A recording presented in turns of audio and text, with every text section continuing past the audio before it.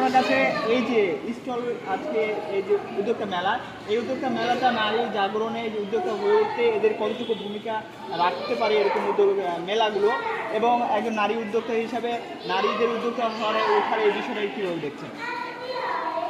প্রথমে আমি অ্যাপ্রিসিয়েট করবো যে তারা নারী উদ্যোক্তা হিসাবে যেভাবে মেলা করেছে বা এসছে মেলা করছে, অবশ্যই খুবই ভালো একটা বিষয়।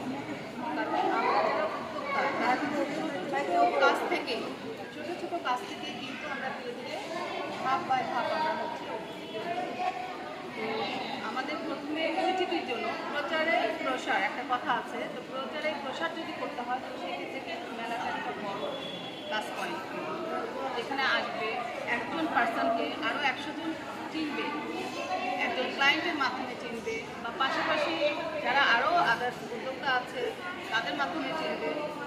তো মেলাটা হচ্ছে একদম মেইন পয়েন্ট। আমি মৌসুমী কবি, আমি বহুদিন ছিলাম রাজশাহী চেম্বার অফ কমার্সের ডিরেক্টর হিসেবে, আর এছাড়াও এই মুহূর্তে আমি আছি রাজশাহী মহিলা ডিভিসিতে একজন ফুডের ট্রেনার হিসাবে। পাশাপাশি আমি রাজশাহী ইউনিভার্সিটিতে ট্যুরিজম অ্যান্ড হসপিটালিটি ডিপার্টমেন্টে গেস্ট টিচার হিসেবে আছি, আর আমার একটা বিজনেস আছে।